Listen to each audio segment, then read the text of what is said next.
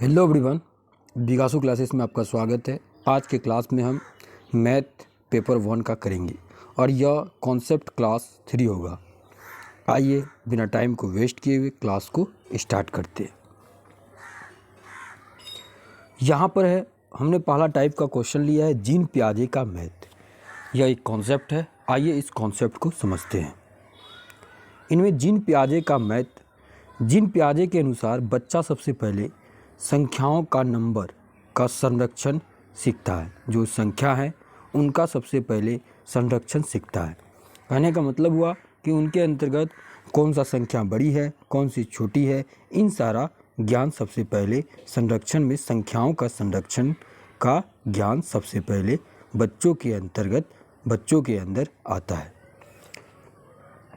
फिर उसके बाद बच्चा लंबाई का संरक्षण, फिर बाद में क्या होता है, संख्या सीखने के बाद उसके बाद लंबाई का संरक्षण, फिर वजन का संरक्षण, फिर अंत में वॉल्यूम का संरक्षण के बारे में सीखता है। कंजर्वेशन का मतलब हुआ है कि उसके रंग रूप आदि में परिवर्तन से उसका वास्तविक गुण में बदलाव न होना, उसी को हम बोलते हैं कंजर्वेशन। आइए देखते आगे। इस कॉन्सेप्ट को क्लियर करने के लिए हम आगे एक सवाल ले रहे हैं। चलिए आइए देखें। इसमें पियाजे के प्रस्ताव के अनुसार माप में विभिन्न भौतिक राशियों के संरक्षण की योग्यता के विषय में सही कथन को चुनिए। यहाँ पर दिया है, identify the correct statement about the ability to conserve different physical quantity in measurement as proposed by पियाजे। आइए देखते हैं। पहला है कि लंबाई में संरक्षण की समझ संख्याओं के संरक्षण से पहले आती है। जो लंबाई में संरक्षण की समझ संख्याओं के संरक्षण से पहले आती है। दूसरा दिया है, आयतन के संरक्षण की समझ भार के संरक्षण की समझ आयतन के संरक्षण से पहले आती है। तीसरा है, आयतन के संरक्षण की समझ द्रव्यमान के संरक्षण से पहले आती है। भार के संरक्षण की समझ चौथा में संख्याओं के संरक्षण से पहले आती है। तो करेक्ट आंसर की ओर हम देखें, क्या था थ्योरी मेरे पास कि सबसे पहले तो क्या था, सबसे पहले बच्चे क्या सीखा, संख्याओं के संरक्षण। क्या सीखा, संख्याओं के संरक्षण। दूसरा में इसके बाद बच्चे के अंतर्गत कौन सा आया कि बच्चे जो है ना लंबाई का संरक्षण सीखा। लंबाई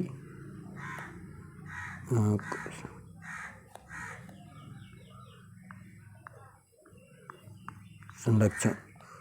तीसरा में बच्चे भार का संरक्षण। इसके बाद बच्चे के अंतर्गत क्या आया, वॉल्यूम का मतलब आयतन का संरक्षण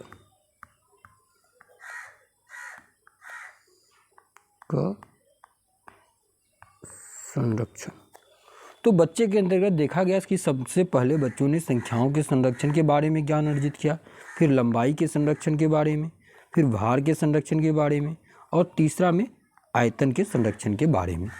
तो सही यदि हम देखें तो सबसे पहले इसमें भार के संरक्षण की समझ आयतन के संरक्षण से पहले आती है। यह तो गड़बड़ है, क्योंकि लंबाई में संरक्षण की समझ संख्याओं के संरक्षण से पहले नहीं आती है। आयतन के संरक्षण की समझ द्रव्यमान के संरक्षण से पहले आती है, यह भी नहीं है। भार के संरक्षण की समझ संख्याओं के संरक्षण से पहले आती है, यह भी नहीं है। तो यदि हम सही आंसर की ओर बढ़े तो इसमें आएगा कि भार के संरक्षण की समझ आयतन के संरक्षण की समझ संरक्षण से पहले आती है। तो करेक्ट आंसर मेरा 2 हो जाएगा। चलिए आगे की ओर बढ़ते हैं। यहाँ पर है आगमन विधि। आगमन विधि इंडक्टिव मेथड में हम तर्क करते हुए विशिष्ट से समान की ओर तथा स्थूल से सूक्ष्म की ओर बढ़ते हैं। उदाहरण से नियम की यदि ओर हम बढ़ रहे हैं तो वह इंडक्टिव मेथड होगा। क्या होगा, इंडक्टिव। विशिष्ट से समान की ओर बढ़ रहे हैं तो वह क्या है, इंडक्टिव मेथड है, मतलब आगमन विधि। परिस्थिति से समान की ओर बढ़ रहे हैं तो वह आगमन विधि है। स्थूल से सूक्ष्म की ओर, ज्ञात से अज्ञात की ओर, मूर्त से अमूर्त की ओर। इसमें क्या होता है, मान लीजिए कि आपके पास बच्चों को कहा जाए कि आप जो है ना त्रिभुज के तीनों कोण का एक 180 डिग्री होता है निकालिए, तो बच्चे क्या करेंगे, उसको दिया जाएगा 3-4 गो त्रिभुज और बच्चे सभी कोणों को मापेंगे कि हर हालत में त्रिभुज के तीनों कोणों का जो योगफल होता है वह क्या होता है, 180 डिग्री क्या होता है, पी क्यू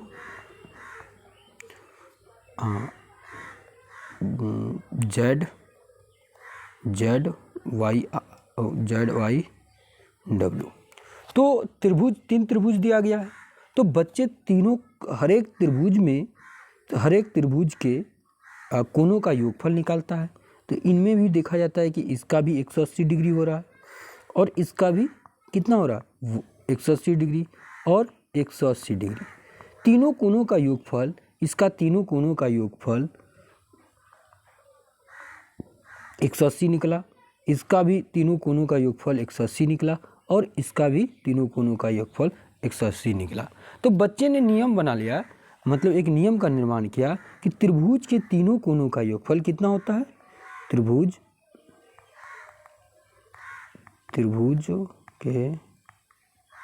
के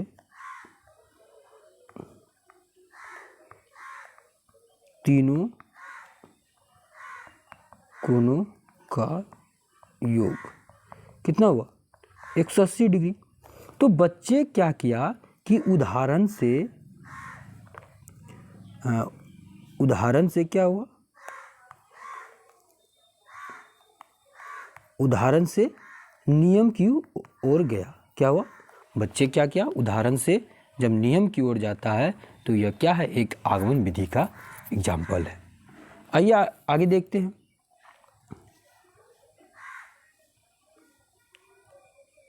दूसरा है निगमन विधि। इनमें क्या होता है, बच्चे नियम से उदाहरण की ओर जाते हैं। बच्चे को पहले नियम पता होता है, इसके बाद बच्चे एग्जाम्पल लेते हैं। निगमन विधि समान से विशिष्ट की ओर, नियम से उदाहरण की ओर चलते हैं। समान से विशिष्ट की ओर, सूक्ष्म से स्थूल की ओर, परमाणु से प्रत्यक्ष की ओर, अमूर्त से मूर्त की ओर चलते हैं।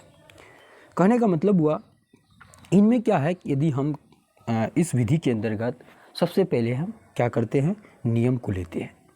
मान लीजिए नियम क्या है, जैसे यहाँ पर a + b होल स्क्वायर है, तो इनका क्या हो जाएगा, a² + 2ab + b²। तो क्या एक नियम है कि a की जगह पे क्या रहेगा, तो इसको हम क्या करेंगे, बनाएंगे इस तरह से। तो हम क्या किए, इनमें क्या है, नियम से हम किसकी ओर गए, एक एग्जाम्पल की ओर गए, मतलब गुना करके यदि हम निकालेंगे इस तरह। उसी तरह त्रिभुज के तीनों कोणों का योगफल हमको पता है पहले कि 180 डिग्री होता है। इसके बाद हम क्या किए, एग्जाम्पल की ओर गए, हमने त्रिभुज के तीनों कोणों को मापा, तो कितना हुआ, 180 डिग्री। तो इनसे क्या होता है, इनमें क्या होता है कि जो होते हैं निगमन विधि में, कि वह जो है ना सबसे पहले नियम लेते हैं, इसके बाद उदाहरण की ओर बढ़ते हैं। बड़े बड़े गणित, मतलब बड़े बड़े हिसाब को सॉल्व करने के लिए इस विधि का मतलब सहारा लिया जाता है। इसमें क्या होता है कि बच्चे प्रमाण से प्रत्यक्ष की ओर जाते हैं, मतलब सबसे पहले उसके पास प्रमाण होता है, इसके बाद वह प्रत्यक्ष की ओर जाते हैं। इनमें क्या होता है कि बच्चे अमूर्त से अमूर्त की ओर बढ़ते हैं, मूर्त की ओर बढ़ते हैं। क्या हुआ, बच्चे अमूर्त से मूर्त की ओर बढ़ते हैं। मतलब कहने का मतलब है कि बच्चे के सामने नहीं है, धीरे धीरे वो क्या आता है, वो वस्तु के सामने आ जाता है, मतलब जो उसको दिखाई देता है। तो इस मेथड में अमूर्त से मूर्त की ओर बढ़ता है। अक्सर जो है एग्जाम में इससे क्वेश्चन पूछ ही लिए जाते हैं, कभी नियम से उदाहरण की ओर, कभी समान से विशिष्ट की ओर, कभी सूक्ष्म से स्थूल की ओर, परमाणु से प्रत्यक्ष की ओर, अमूर्त से मूर्त की ओर। यह सब जो है ना निगमन विधि का उदाहरण है, डिडक्टिव मेथड। आइए आगे की ओर बढ़ते हैं। क्या है, अब देखिए यहाँ पर एक एग्जाम्पल दिया है, जब हम बच्चों को संज्ञा के बारे में पढ़ाना है तो पहले नियम बताते हैं, उसके बाद उदाहरण प्रस्तुत करते हैं। जब किसी क्लास में है, हम बच्चों को संज्ञा के बारे में पढ़ा रहे हैं, सबसे पहले हम क्या बताते हैं, उसको नियम बताते हैं, इसके बाद हम उदाहरण लेते हैं। मान लीजिए समासे पढ़ा रहे हैं तो क्या करते हैं, सबसे पहले नियम बताते हैं, इसके बाद हम क्या करते हैं, उदाहरण की ओर लेते हैं। संधि पढ़ाते हैं, दीर्घ संधि, गुण संधि, व्यंजन संधि, तो क्या होता है, सबसे पहले हम नियम को लेते हैं, इसके बाद हम उदाहरण बताते हैं। तो यह एक निगमन विधि का उदाहरण है। फ्रॉम रूल टू एग्जाम्पल, क्या हुआ, फ्रॉम रूल टू एग्जाम्पल की ओर यदि हम बढ़ेंगे तो यह निगमन विधि होगा।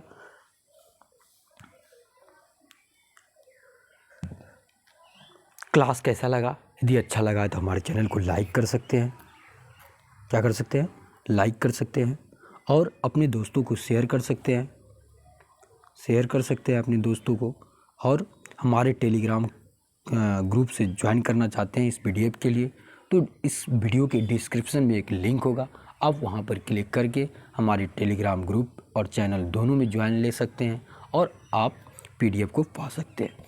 Keep learning, keep growing. Thank you watching this video. Okay, bye.